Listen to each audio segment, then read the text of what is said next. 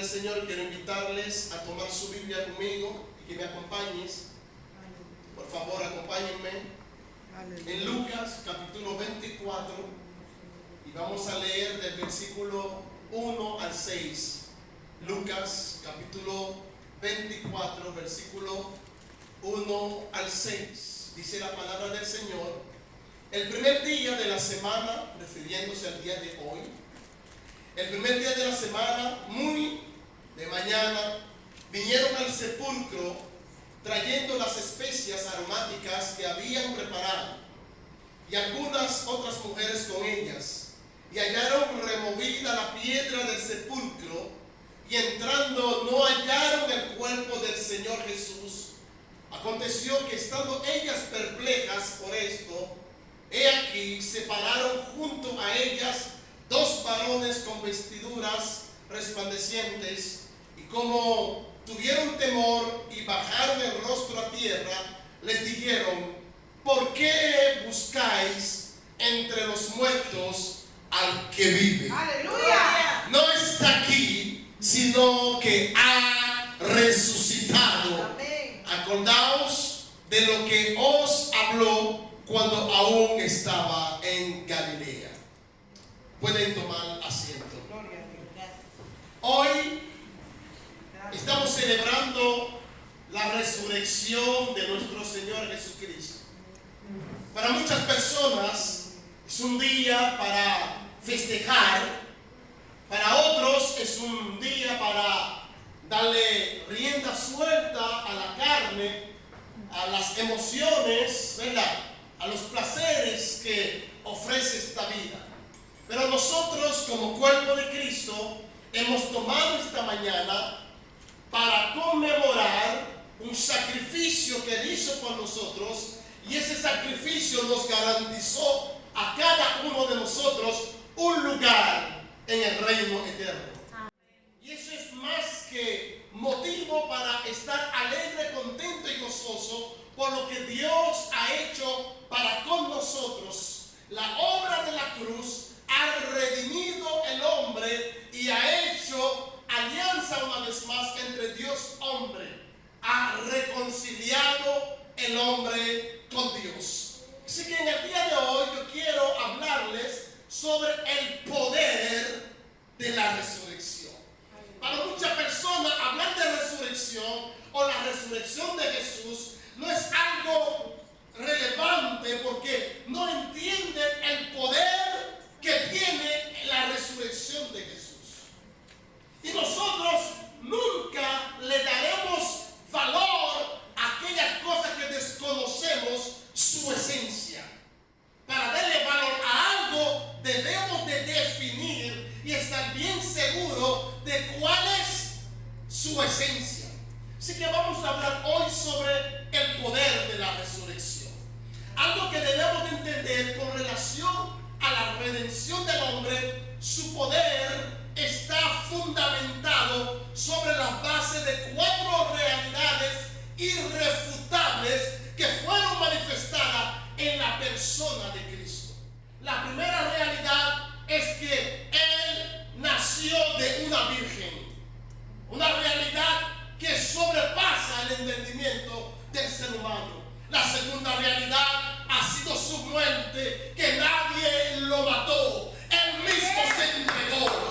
La muerte no tuvo poder sobre Él, Él se entregó con un fin específico. La tercera realidad es que Él venció a la muerte. Al tercer día, como Él lo dijo, Él resucitó para garantizarnos vida eterna. Y la cuarta realidad es que Él viene por su iglesia. Y es la cuarta realidad que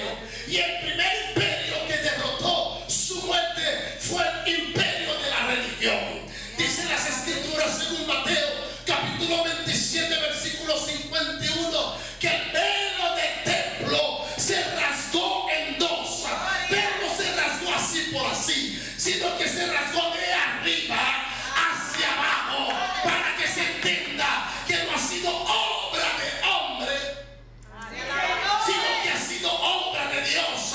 Porque en el templo había un sector donde que la gente no podía entrar, solamente los religiosos podían entrar, solamente el sumo sacerdote podía entrar, pero él vino a hacer una reconciliación entre Dios y el Padre. La religión nos ha limitado, que teníamos que pasar por alguien para tener acceso al Padre, pero su muerte destronó la religión.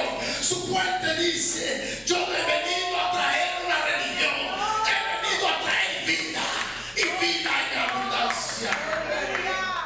La segunda, o el segundo imperio que destronó fue el imperio de la muerte. La muerte operaba en el mundo desde Adán hasta Moisés, según lo que establecen las escrituras. En Romanos, Pablo plantea la realidad operacional del pecado en la raza humana. Romanos 5:12 dice: por tanto, como el pecado entró en el mundo por un hombre, y por el pecado la muerte, así la muerte pasó a todos los hombres, por cuanto todos pecaron. Aunque algunos no cometieron el mismo pecado que cometió Adán, pero siendo él la figura de la raza humana, por cuanto él pecó, él dio legalidad entrada a la muerte, y por cuanto él pecó, transfirió el estado pecaminoso y de muerte a toda la humanidad. Eso es lo que plantea el apóstol Pablo ahí en Romanos capítulo 5 versículo 12. Pero cuando observamos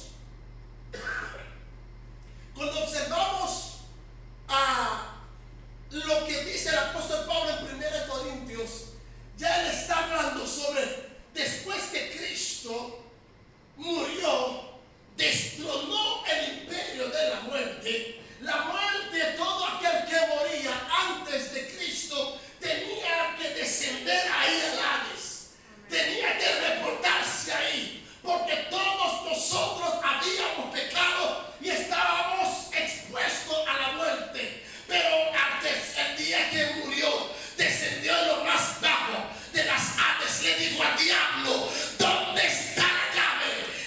Alguien dijo por ahí que el diablo es el único ser que no tiene la llave de la puerta de su casa, porque Cristo le quitó la llave.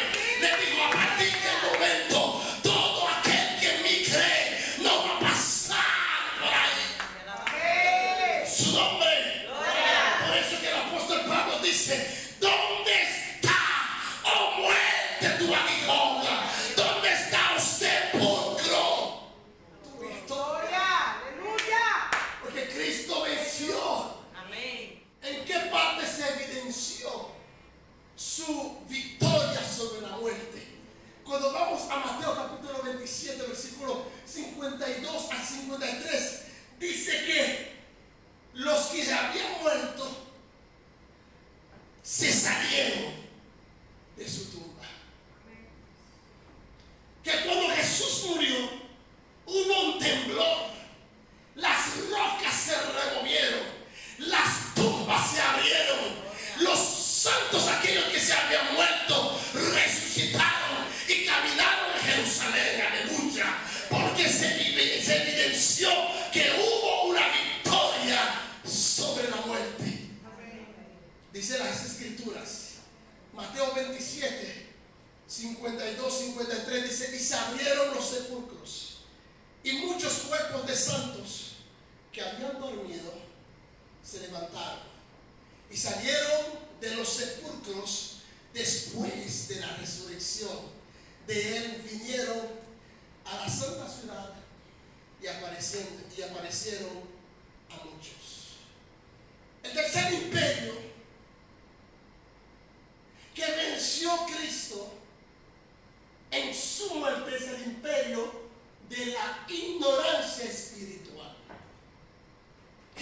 estaba entre ellos y la gente no pudieron reconocer que Dios Todopoderoso se había encarnado y estaba en medio de ellos. Y Juan lo testificó de la siguiente manera: a los suyos vino, mas los suyos no le recibieron. No sé si pueden entender. Y Jesús, caminando, cuando llegó frente a la ciudad de Jerusalén, se entró en llanto. Él dijo: Jerusalén, Jerusalén, tú que matas a tus profetas, ¿cuántas veces he querido tomarte? Pero no has querido entender. Por tanto, no quedará sobre ti piedra sobre piedra. Por cuanto no reconociste el día de tu visitación. Hay un momento en que Dios nos visita y quiere hacer algo en tu vida. Hay un punto estratégico donde Dios te visita y te dice: hoy yo quiero cambiar el panorama de tu vida.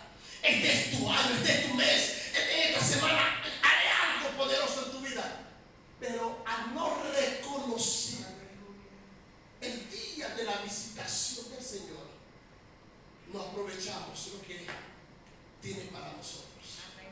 Así que el tercer imperio que derrotó Cristo en su muerte fue el imperio de la ignorancia espiritual, porque dice el apóstol Pablo que el Dios de este siglo ha cegado el entendimiento de los incrédulos para que no resplandezca en ellos la luz del Evangelio. Jesús era la luz, es la luz. Por eso que cuando se descargó sobre él todo el pecado de la humanidad, dice la palabra que desde la hora novena, desde la hora sexta hasta la hora novena, hubo tiniebla sobre toda la tierra, porque la luz se vio opacada por el nivel de pecado que estaba sobre él. No pudo resplandecer. Por eso que hubo tinieblas durante esas 3 horas. Y durante ese tiempo también el Padre lo abandonó, salió, porque el Padre ama al hombre, pero aborrece el pecado del hombre. Como todo el pecado del hombre estaba sobre él, el Padre se lo abandonó. Por eso que él dijo: Eli, Eli, lama sabactani. Mi Dios, ¿por qué me has desamparado? Es una realidad que debemos de entender. La luz del mundo se vio opacada por el nivel de pecado que estaba sobre él.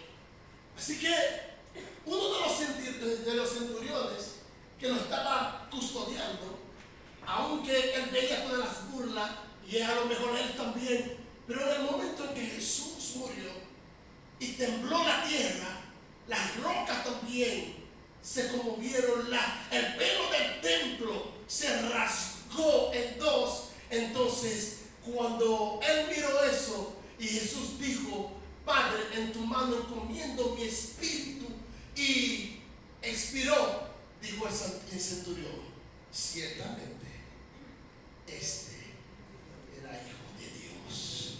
Porque la muerte de Jesús destronó el imperio de la ignorancia espiritual que operaba. Hoy podemos reconocer el señorío de Cristo en nuestra vida. Así que el primer punto que tocamos es sobre su muerte. Ahora me toca tocarle el punto esencial que estamos celebrando hoy. Todos sabemos que él murió, pero la historia no se quedó solamente en su muerte, ¿verdad? La historia de él no se fundamenta solamente en su nacimiento, su vivencia y su muerte, sino que hay un segundo capítulo, y es el capítulo de su resurrección. La resurrección de Jesús, en esa resurrección operaron 6 poderes.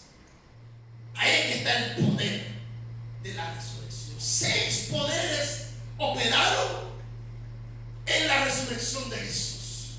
El primer poder que operó fue el poder de la anticipación.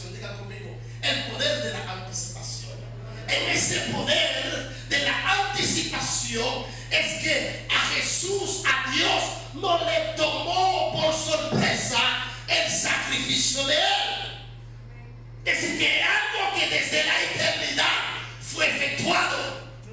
Desde la eternidad Dios se había provisto de un cordero santo, sin mancha y sin arruga para el sacrificio del rescate del hombre. Ya Dios conocía, ya Él sabía lo que iba a pasar. Y a eso yo lo llamo el poder de la anticipación. Pedro dijo de la siguiente manera acerca del sacrificio, el pago de Cristo por nosotros.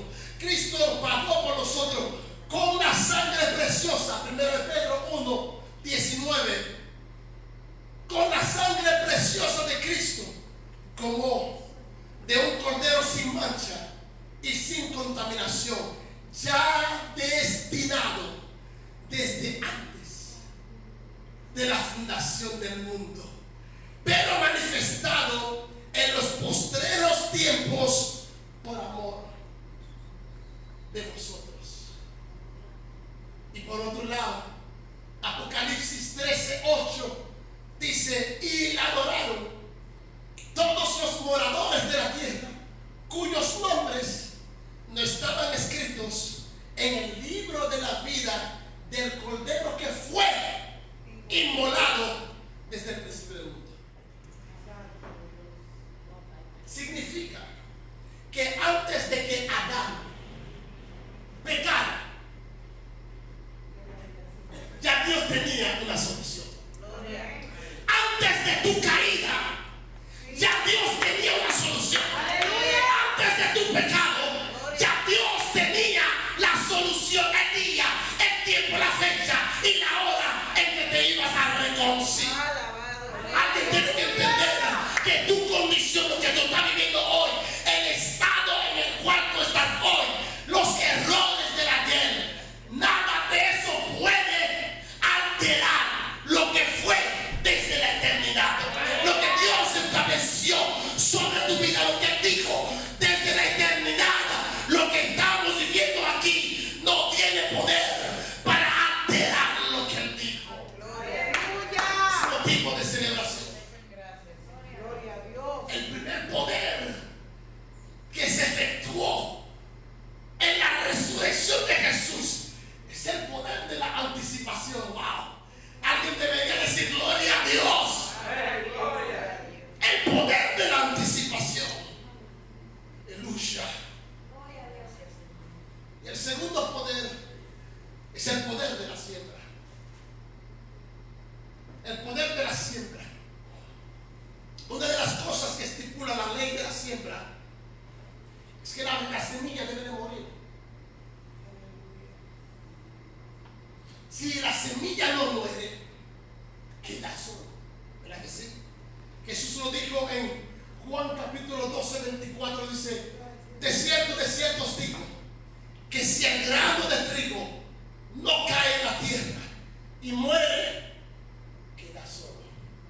Pero si muere, lleva mucho fruto. Gloria. Así que la ley de la semilla dice que la semilla tiene que ser enterrada y tiene que experimentar muerte para reproducirse. Pero lo siguiente que encontramos en la ley de la semilla o de la siembra es que la calidad de la semilla determina la calidad de la cosecha. Tú no puedes tomar una semilla mala sin calidad y esperar tener una buena cosecha. Así que la calidad de la semilla determina la calidad de las cosechas. Por lo tanto, entendiendo Dios esta realidad, Él sembró lo mejor que tenía. Él sembró lo mejor que tenía. Pero como Dios es un Dios visionario, Él dijo: yo voy a sembrar un unigénito, pero a resucitar será convertido en el primogénito entre muchos hermanos.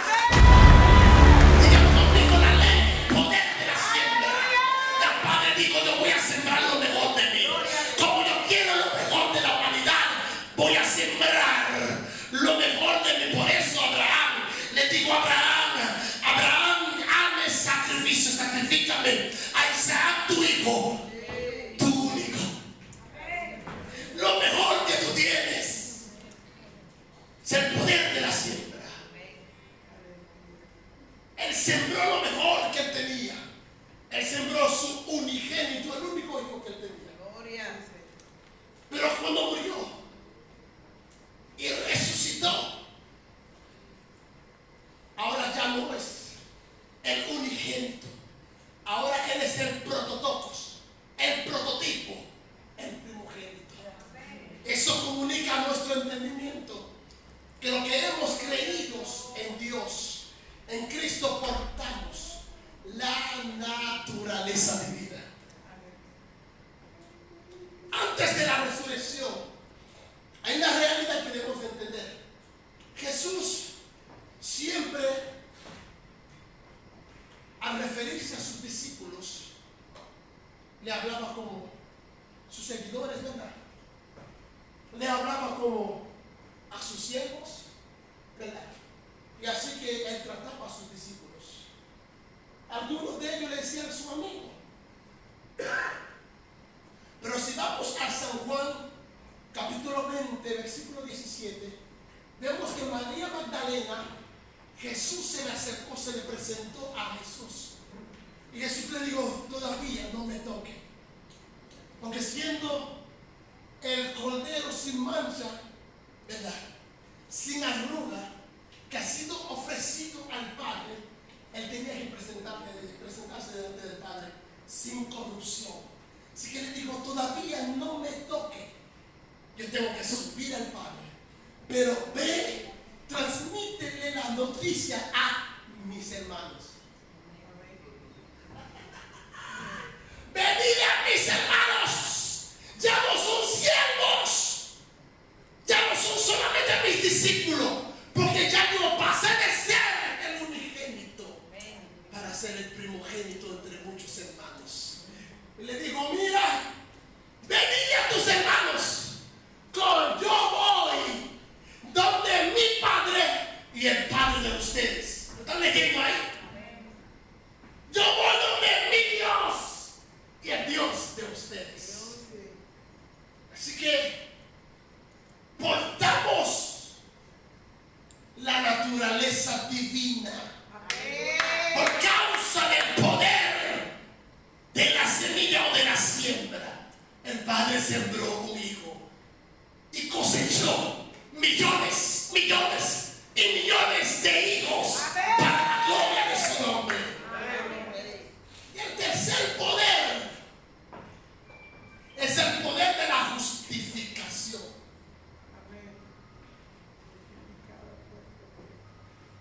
Se desató el poder de la justificación.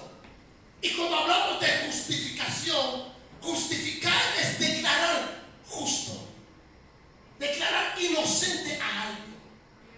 Pero no es que esa persona sea inocente. ¿Has visto a gente que cuando comete un error y empiezan a hablar de la gente ahora viene a justificar? Porque justificación es declarar justo, inocente, pero alguien que en realidad.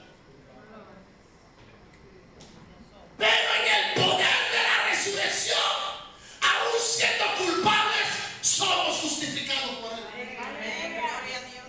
Ahora bien, el pastor habla de eso como muy bonito, muy cosa, mira cómo se pone la boca, cómo se la boca para hablar de eso. Pero dame una realidad bíblica, pastor, porque esto no es así. Pero vamos a Romanos capítulo 4, versículo 25. Romanos 4, 25 dice, Pablo dice que Cristo fue entregado por nuestras transgresiones y resucitado para nuestra justificación. Ay, pero pastor, tú tenías razón. Aleluya. Eso estaba en la Biblia, sí. En el contexto cultural de la época bíblica, la justificación tenía un significado legal similar al de ser declarado inocente de un juicio. En el contexto teológico, la justificación implica que Dios perdona los pecados de la persona y la considera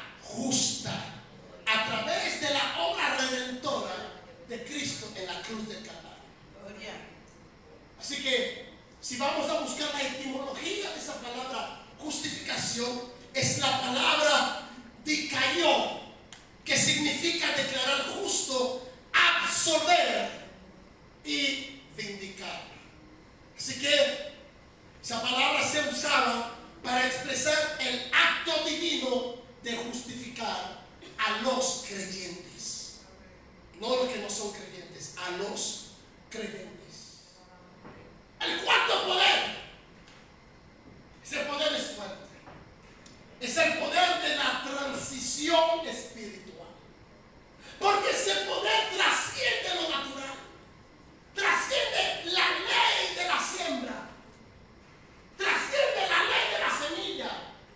Porque la ley de la semilla dice que si tú siembras una semilla de aguacate y esa semilla en su tiempo de reproducción tiene que responder a todos los códigos genéticos de un aguacate, se tiene que reproducir como tal. Pero no es lo mismo en la transición espiritual. Porque en la transición espiritual se siembra cuerpo animal y se cosecha. Aleluya. Se siembra cuerpo de pecado y se cosecha cuerpo glorificado. Yo amo a mi esposa. Me ayuda a predicar. Mira Pablo abordando el tema en 1 Corintios capítulo 15 versículo 42 a 44. Dice: así también es la resurrección de los muertos. Así también es la resurrección de los muertos. Se siembra en corrupción, resucitará en incorrupción. Se siembra en deshonra. Yo no sé a cuántos de ustedes que la gente te han hecho ver y te han puesto en deshonra, pero dice la palabra que se siembra en deshonra, pero resucitará en gloria. Por lo tanto, el tiempo que estás viviendo hoy, la situación, la plenaria, todo lo que tú estás viviendo hoy, Dios va a usar eso para exhibir su gloria. Por eso esta leve tribulación momentánea produce en nosotros un más excelso peso. Yo no sé cuánta gente están sembrando ahora mismo en deshonra, en ruina, en pobreza, en enfermedad. Pero tengo buena noticia para ti: es que el que siembra en deshonra, Dios ha de resucitarlo en gloria y en victoria. ¿Alguien puede decir amén? Es el apóstol Pablo. Que se siembra cuerpo animal, resucitará cuerpo espiritual. Hay cuerpo animal y hay cuerpo espiritual. No siempre en debilidad y se resucitará en poder. Amén. Ahora bien, tocando el quinto poder, y algo que me llama la atención, que yo he podido hablar mientras que yo estoy preparando mi bosquejo, yo pude encontrar solamente 6 poderes. Y el número 6 en la numerología bíblica tiene que ver con el hombre. Esos poderes derriban todo argumento del hombre y establecer el reino de Cristo en medio nuestro. El quinto poder es el poder de la convicción. La inseguridad es uno de los elementos más usados por el enemigo para desviarnos del propósito de Dios que Dios tiene para nuestra vida. En las Escrituras se relata que cuando Jesús murió, había inseguridad en el corazón de los discípulos. Y a veces nosotros estamos en la iglesia, estamos en Cristo, pero hay tantas cosas que batallan, ¿me entiendes?, en nuestra mente, tantas preguntas que nos hacemos, y la inseguridad está ahí. Nos invade la inseguridad. Entonces, el poder de la convicción, lo que viene a nuestra vida, es para convencernos que ciertamente, si Dios lo dijo, Él lo va a hacer. Porque Él no es hombre para mentir, ni hijo de hombre para arrepentirse. Si hay algo que yo tengo, que mi esposa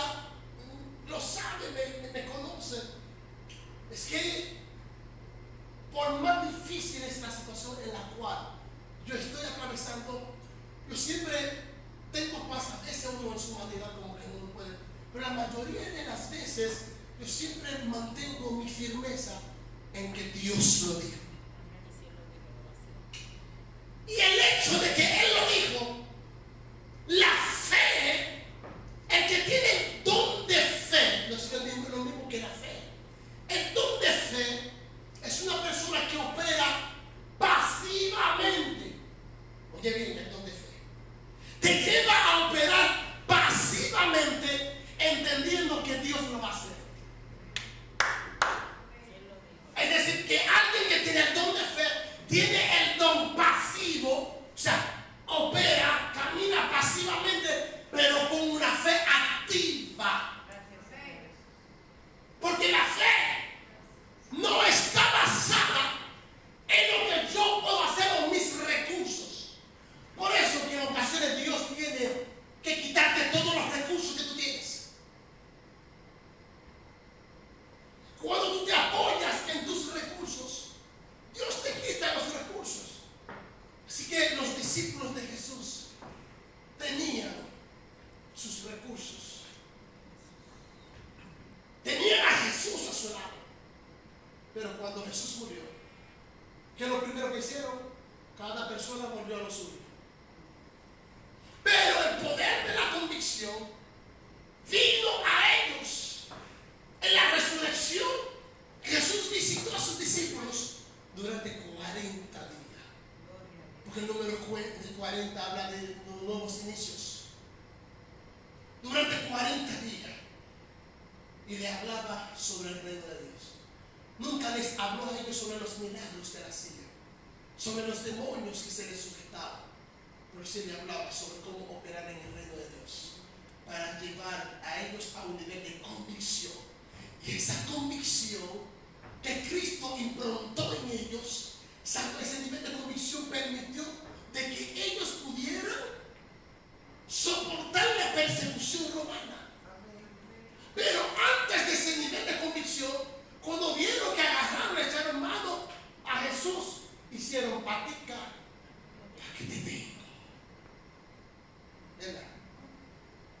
El juidero se habla.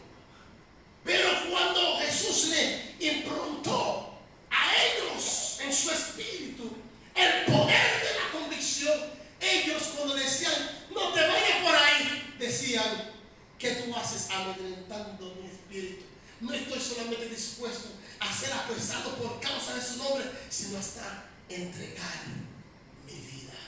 El poder de la convicción nos lleva a un nivel de estar convencido de que somos salvos, convencido de que nos espera una gloria eterna, convencido de que no estamos equivocados, estamos en el camino correcto. Por último, es el poder de la investidura. Efesios capítulo 4, versículo 8 al 10.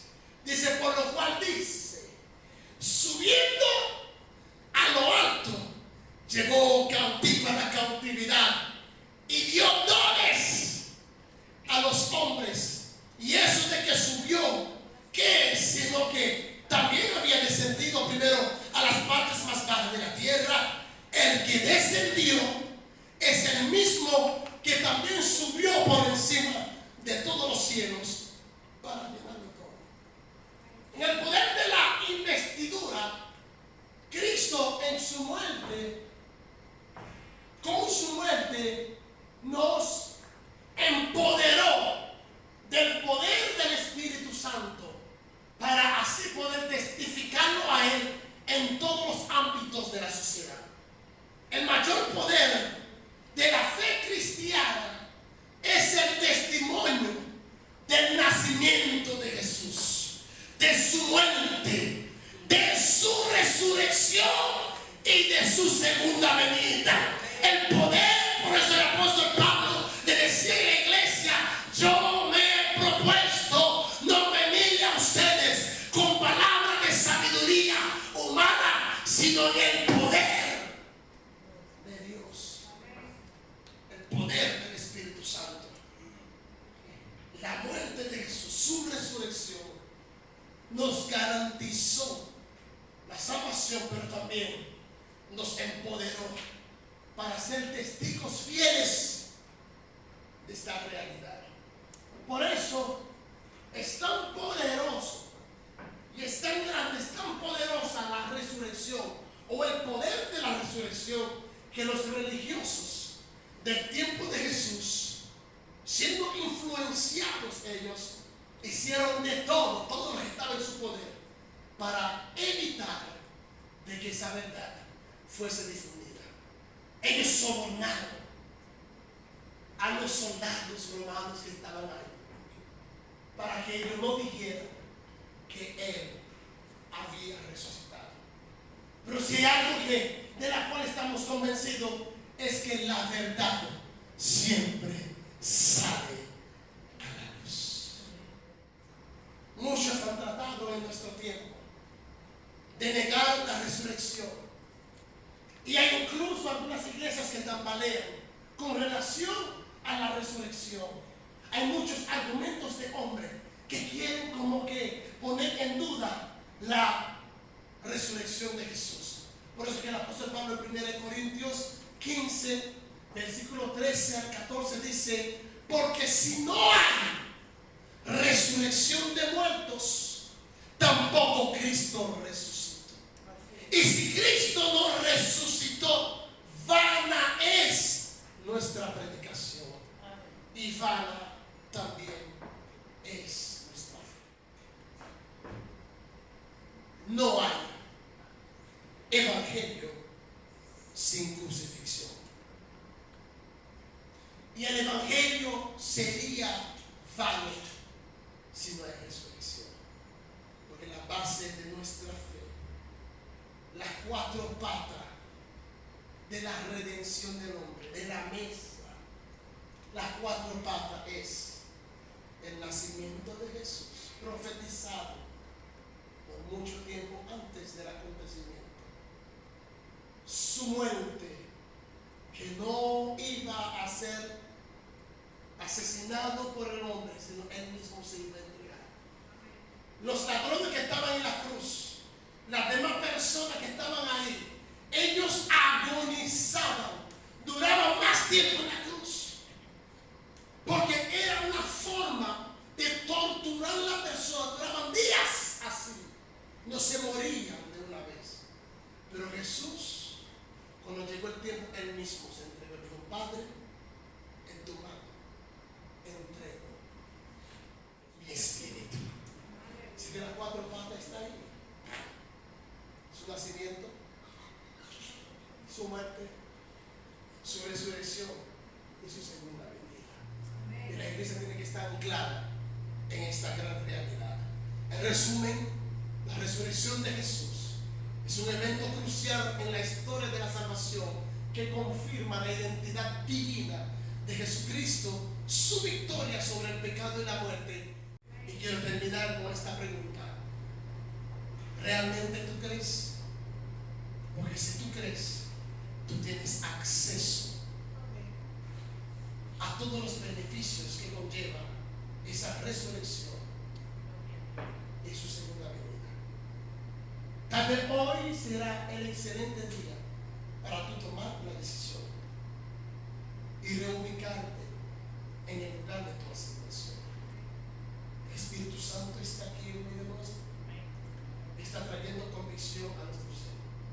Cada día cuando yo estoy expuesto a esta verdad presente, yo amo más el estar dentro del Evangelio. La pastora recientemente hablaba con la persona y decía: yo no me veo sin Dios. Y yo escuchaba a la pastora decía que si el Señor sabe que yo me voy a descargar, mejor que me lleve. Y es la misma convicción que yo tengo. Porque fuera del Evangelio no soy nada, no soy nada.